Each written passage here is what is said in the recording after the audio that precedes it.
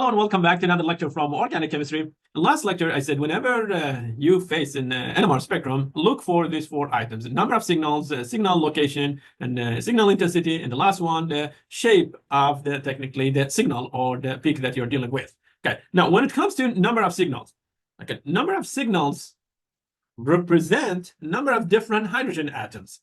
Okay, if the hydrogen atoms are identical, chemically equivalent, in that case, you get one peak for them. You can categorize them to homotopic or non-topics. But if they are not, okay, if they are chemically not equivalent, in that case, you will get two different peaks for them. So, for example, in this case, I have diastereotopic hydrogens. I'm talking about HA and HB. That means I'm gonna get two signals. One signal for hydrogen A and the second signal for hydrogen B, because these two hydrogens are chemically not equivalent. Okay, now, still we're talking about number of signals, okay?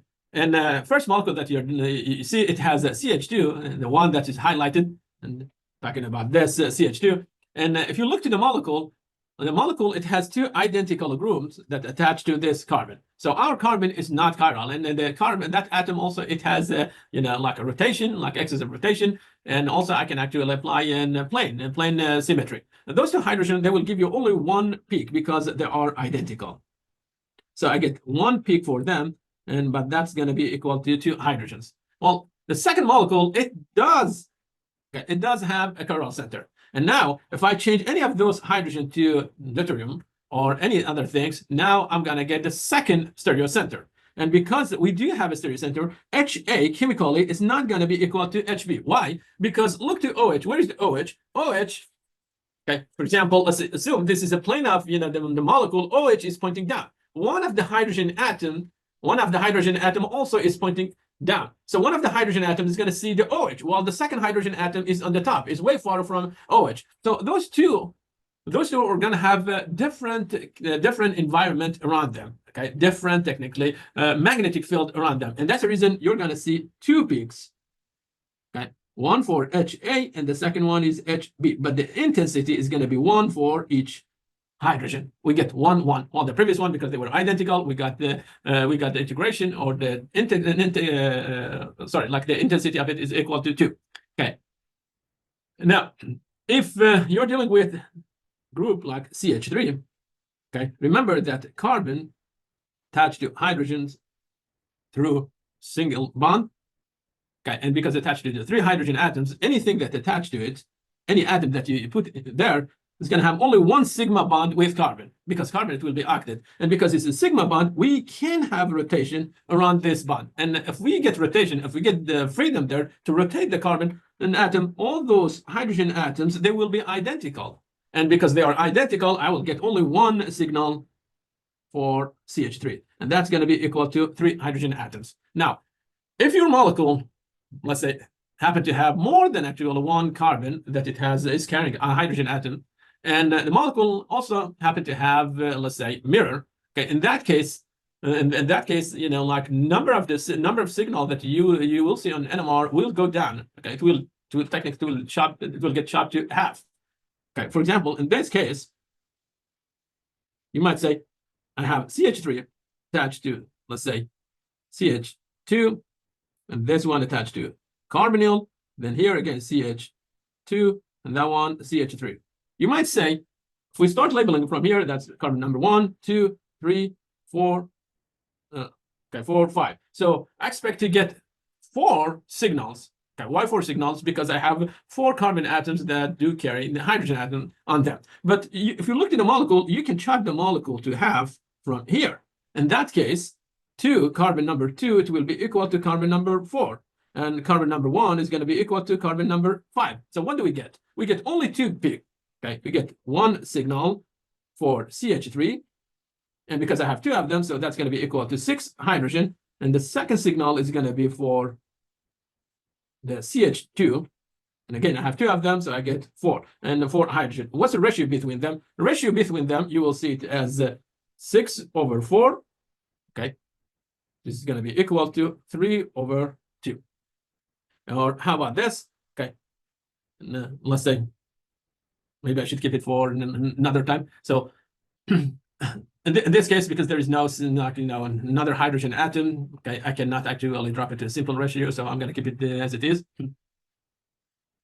Okay, and now if you look to cyclohexane molecule, it has axial and equatorial hydrogen atoms. Those are not equal. So because they are not equal, I should get different peaks for them. But we know between between the axial and equatorial, always we have we have change or flipping ring or ring flip technically.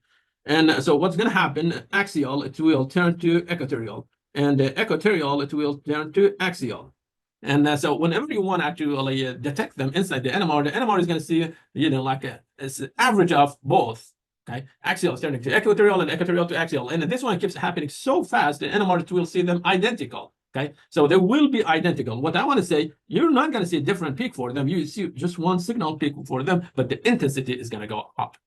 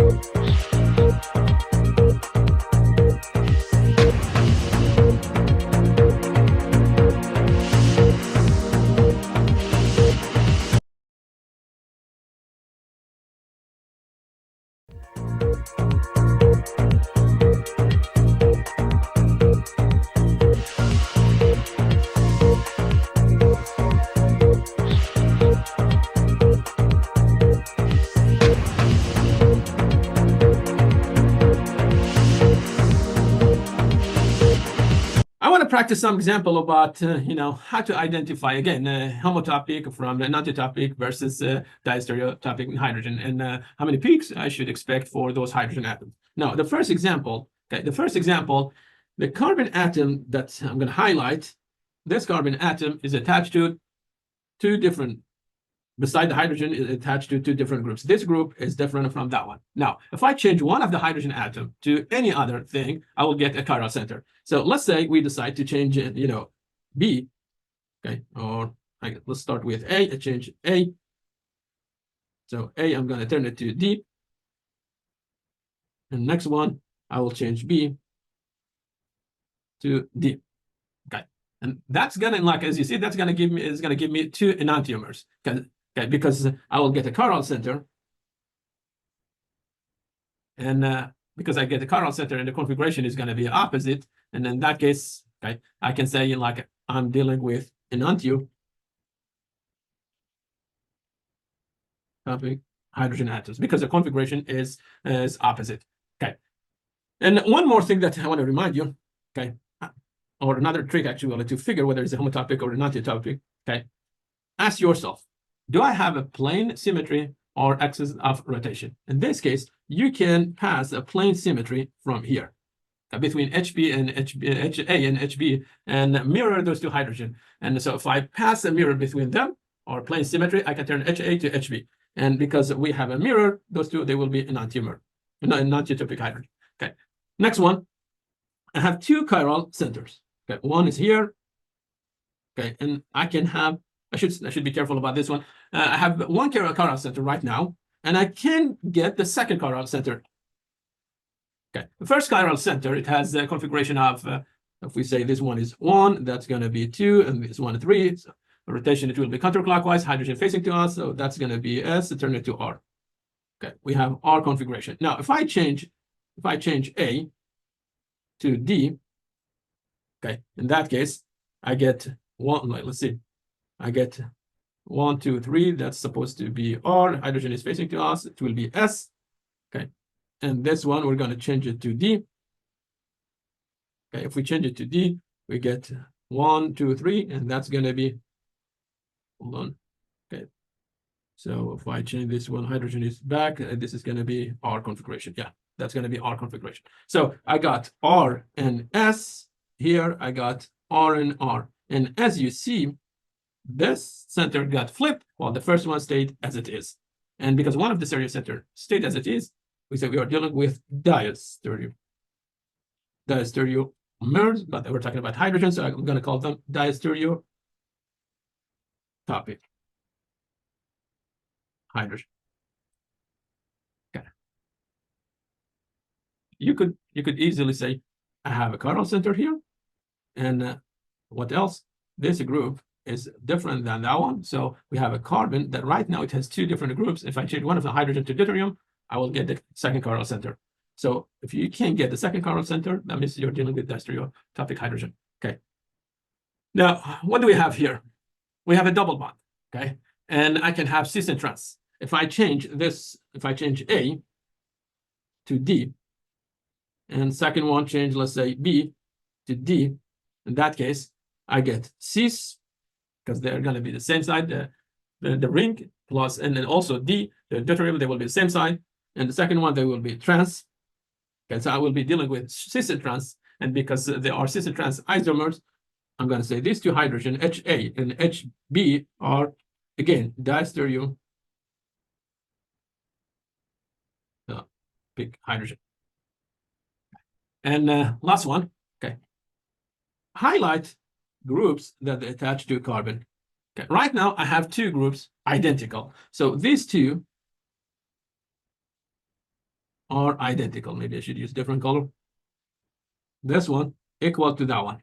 Okay. Now, if I change either hydrogen A or B to deuterium, still I'm not going to get a chiral center. Listen carefully. Still, I'm not going to get a chiral center. And because I'm not going to get a chiral center, those two hydrogen, not only chemically equivalent, they will be homotopic. That's one way to figure it. Another way to figure it, can I find like axis of rotation and flip the HA to HB? Yes. Okay. If you rotate in this direction, and then you can turn HA to HB. So I'm going to rotate the molecule in a way that HA it will be facing to us, and HB it will be back of the molecule. So those two hydrogen, they will be homo.